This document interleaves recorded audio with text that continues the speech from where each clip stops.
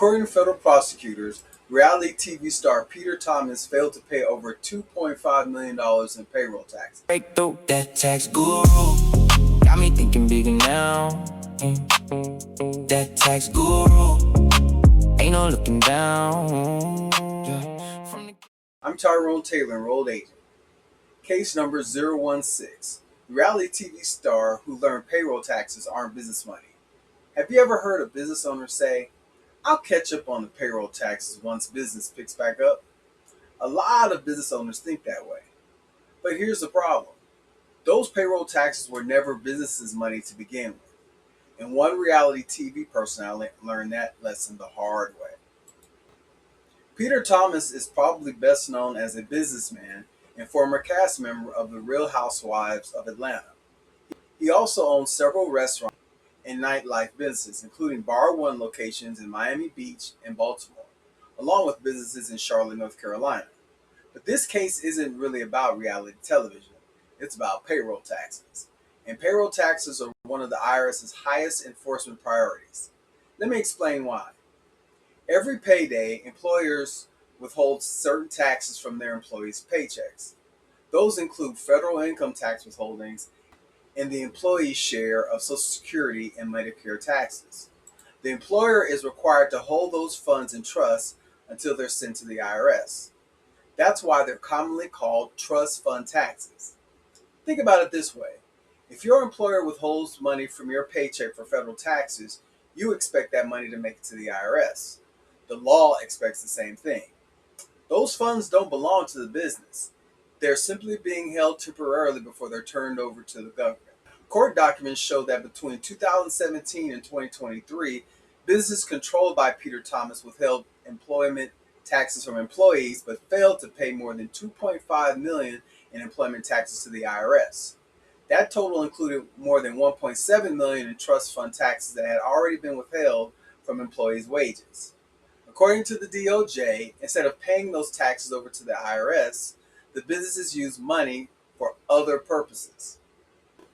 Court documents also describe more than $2.5 million in cash withdrawals, approximately $370,000 spent on travel and real estate purchases, more than $250,000 in purchases from luxury retailers including Neiman Marcus, Prada, Louis Vuitton, and Givenchy, and more than $2.9 million transferred among related business entities. The DOJ does not say every dollar of unpaid payroll taxes was spent on luxury goods. The court records describe several different uses of the funds. The Department of Justice also doesn't identify exactly what triggered the criminal investigation. What we do know is the case was investigated by IRS Criminal Investigation. Eventually, Peter Thomas pled guilty to one count of failing to account for and pay over trust fund taxes for the quarter ending June 30th, 2021. Even though the conduct described in court documents covered several years, the guilty plea was to that single criminal count. In December 2024, he was sentenced to 18 months in federal prison, followed by 2 years of supervised release. The court also ordered him to pay $2.5 million in restitution to the IRS. One part of this case really caught my attention. Before sentencing, Thomas publicly encouraged other small business owners to learn from his experience.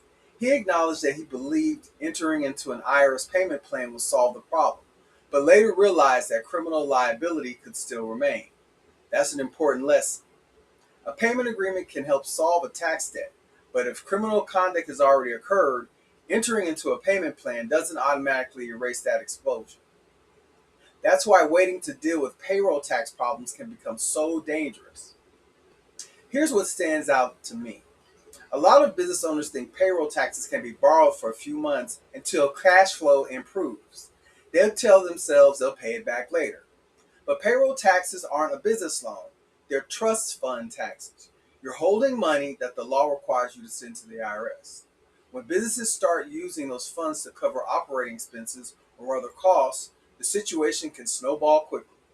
And once IRS criminal investigation becomes involved, simply paying later may not make the criminal case disappear. So why should you care? Even if you've never owned a restaurant, even if you've never been on reality TV.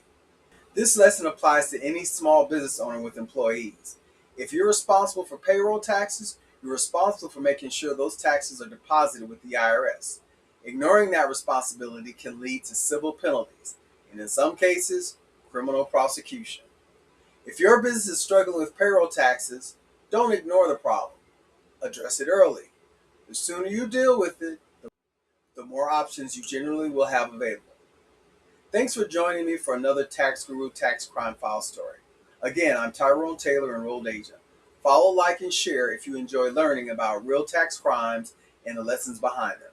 And I'll see you next time.